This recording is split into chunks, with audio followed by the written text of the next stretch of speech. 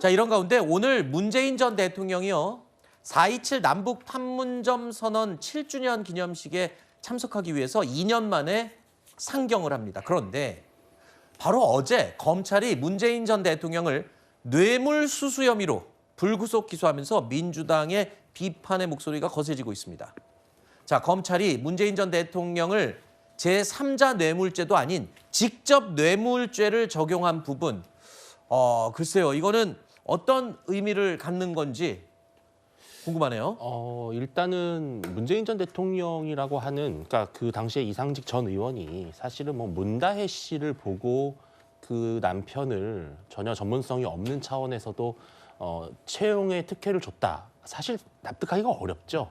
누가 보더라도 문재인 전 대통령이라고 하는 큰 배우, 권력의 배우가 있는 것이고 또 그것을 통해서 이상직 전 의원은 여러 가지 주요한 공직을 맡고 또 총선에 출마할 수 있었고 여러 가지 업체로서의 혜택도 입은 이러한 대가성을 봤을 때는 당연히 법리적으로 저는 문재인 전 대통령에 대한 기소는 마땅한 것이고 철저하게 앞으로도 재판이 이루어져서 법에 따라서 심판을 받는 것이 맞다고 생각을 합니다. 네. 그런데 저는 오히려 역설적으로 이재명 대표 입장에서는 이번에 문재인 전 대통령에 대한 이 기소가 오히려 민주당을 좀 결집시키고 현재 그 비명계를 중심으로 이루어졌던 원심력이 나오는 원심력이 작동하는 것을 종이나 막을 수 있는 뜻밖의 호재가 될 수 있다고 생각을 해요. 이재명 대표에게는. 네. 그래서 이재명 대표가 이것을 빌미로 더 강도 높게 검찰 개혁을 논하고 네. 비명계가 이탈하는 것을 막는 그러한 정치적 수단으로 삼지 않을까 예상합니다.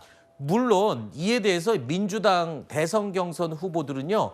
검찰개혁의 필요성, 조금 전에 들으신 것처럼 검찰개혁의 필요성을 더욱더 강하게 언급하면서 비판의 목소리를 높였습니다. 대한민국 검찰이 정치화되면서 어느 순간부터 창작 소설가로 바뀌었습니다. 대체 증거가 뭐지? 증거가 없지 않습니까? 증거가 없는데 왜 기소했냐 이런 질문에 검찰이 그랬다고 합니다. 추론이다. 그게 검찰이 아니죠. 검찰은 각본을 쓰는 곳이 아닙니다. 정말 말도 안 되는 소리지요. 검찰에서 이 선택적 수사, 더군다나 그 전직 대통령을 그와 같은 식으로 한다고 하는 것은 정말 불운한 일입니다. 그래서 개헌을 통해서 검찰을 해체하는 수준으로 검찰 개혁을 하자는 주장을 하는 것입니다. 사실 검찰이 문재인 전 대통령을 기소한 이 시점이 좀 묘하긴 합니다. 문재인 전 대통령이 2년 만에 이 공개적으로 모습을 드러내려는 전날 또 조기 대선을 앞두고 있는 이 상황에 전직 대통령을 기소했다. 민주당에서는 뭔가 선거에 영향을 주려는 게 아니냐, 의도가 있다 이렇게 주장하는데도 뭐 일리는 있는 것 같습니다. 물론이죠. 심우정 총장이 이끄는 검찰이 정치 보복성 기소 그리고 사실상의 선거 개입을 했다라고 저희는 봅니다. 왜냐하면 제3자 뇌물죄로 엮기에도 뭔가 이 수년간의 그 조사 기간 동안 뭔가 명확한 뚜렷한 증거를 제시하지 못했던 검찰이 그런 제3자 뇌물죄로도 엮기도 힘든 상황에서 이제 직접 뇌물죄를 적용해서 기소를 했다. 이건 누가 봐도 이거는 정치 보복성 기소라고밖에 볼 수 없고요.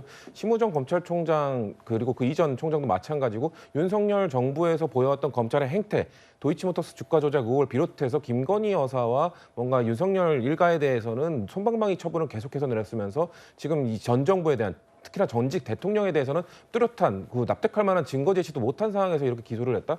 저희는 그리고 말씀하신 것처럼 이 타이밍에 굳이 선거를 앞두고 전직 정부, 문재인 정부에 대한 타격을 주기 위해서 선거에 개입 영향을 주기 위해서 이렇게 보복성 기소를 했다는 것은 아까 네. 다른 후보들께서 말씀하신 것처럼 저희는 차기 정권을 잡고 검찰 개혁에 더 앞장설 수밖에 없다라는 저는 명분을 쌓게 됐다. 저희는 그렇게 보고 있습니다. 알겠습니다.